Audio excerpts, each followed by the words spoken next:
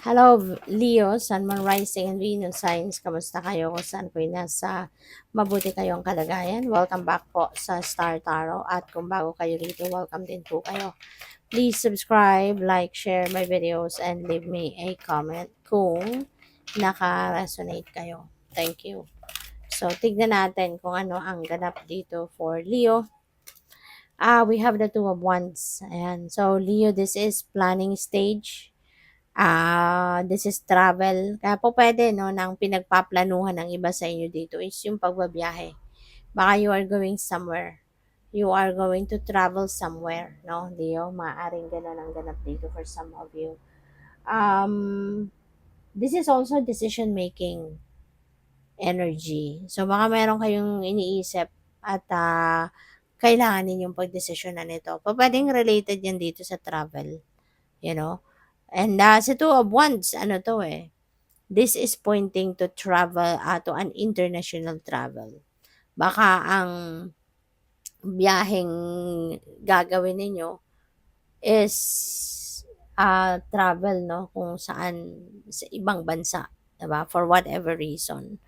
We have the Queen of Wands. Ayan, maganda to. Kasi kung ano yung gusto ninyong mangyari, anong gusto ninyong ma-experience sa buhay, anong gusto ninyong gawin, nandiyan dyan na. Diba? Maglalakas ng loob na kayo. Maaring nakikita ninyo na yung opportunity.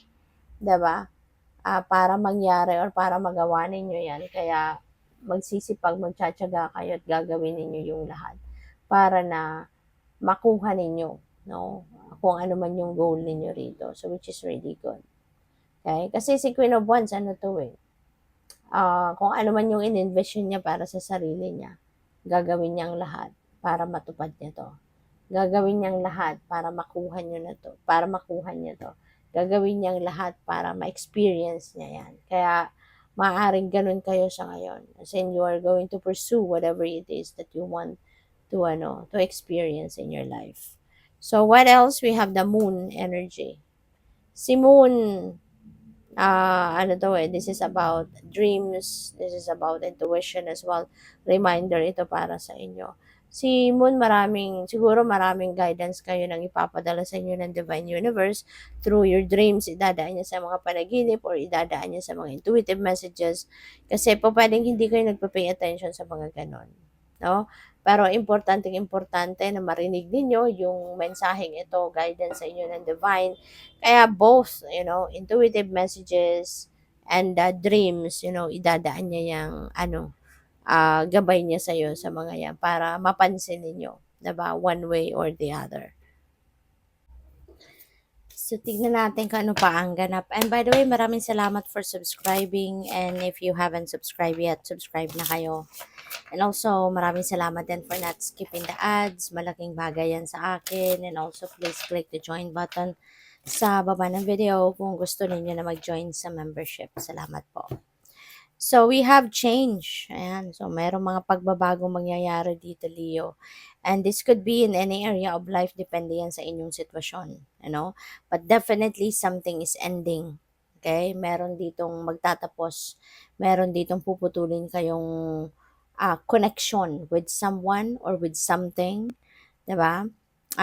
Babaguhin mo to because you feel like hindi na to maganda, hindi na to nakakatulong sa'yo, hindi na to beneficial para sa'yo, um, hindi na to nakakatulong siguro na gumanda pa lalo, no, yung inyong sitwasyon. Kaya it's about time na for you to change it. It's about time na for you to cut off, 'di ba? Kung ano man yung sitwasyon na to. Gusto mo nang alisin ito sa buhay mo. So, we have strength. Maaari na yung pagbabagong ito na gagawin mo, kailangan mo dito na lakasan ang inyong loob. Kailangan mong maging matatag, maging matibay ang loob for you to be able to change these things, kung ano man ito. Parang it won't be easy for you, to do this change. Kaya kailangan mong lakasan ang inyong loob. Kasi kung ano man itong iniisip mo na babaguhin mo sa buhay mo, siguro this is something na magko-cause or magke-create ng mas magandang sitwasyon sa buhay mo, mas magiging masaya ka, gano'n. Kaya lang medyo mabigat, oo, siguro mabigat yung kung ano man ang bagay na 'to, kayo lang tanging nakakaalam niyan. If this message resonates with you, kayo lang ang nakakaalam kung anong bagay 'yan, sitwasyon na 'yan na kailangan mong baguhin, 'no?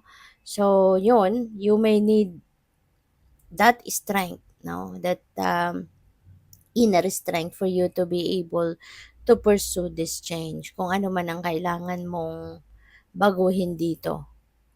Okey, huwag kang panghinaan ng loob, mas tibayan mo ang inyong loob, kaya mo 'yan, 'di ba? We have growth, ayan, maaaring yung pagbabagong ito will lead you towards growth, will lead you towards pag-asenso, will lead you towards pag-expand, 'di ba? Pupuwedeng trabaho 'yan, pupuwedeng related 'yan sa trabaho. Maaari ng trabaho mo kasi ngayon, maaaring hindi ito yung gusto mong trabaho, maybe this is not your dream job, yun lang ginagawa mo just because, just to have a job, pupuwedeng gano'n. Or yun ang nagkaroon kayo ng oportunidad way back, 'di ba?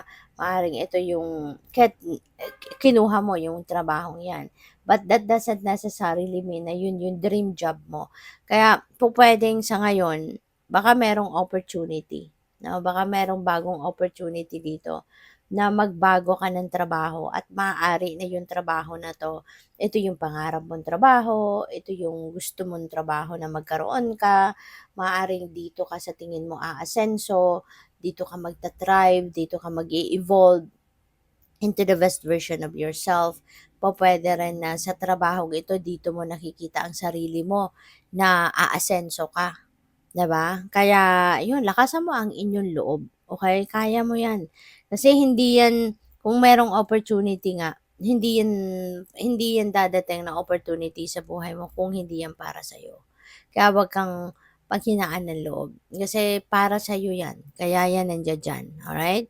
So, we have study, ayan. So, maaari 'no na ang iba sa inyo kailangan pang mag-aral, baka ang iba sa inyo kailangan mag-research, 'no? Mag-research ka para sigurado maging gamay na gamay mo kung ano man yung opportunity na 'to, 'di ba? Kasi baka yun ang isa sa mga dahilan kung bakit ka napanghihinaan ng loob, 'di ba? Na kunin ang opportunity na 'to kasi baka feeling mo, hindi ako gano'n kagaling, baka nagdududa ka sa kakayanan mo, sa sarili mo, na baka iniisip mo hindi ka pa hindi ka pa gano'n ka-expert, 'di ba, sa kung ano mang area of expertise ang kakailanganin dito.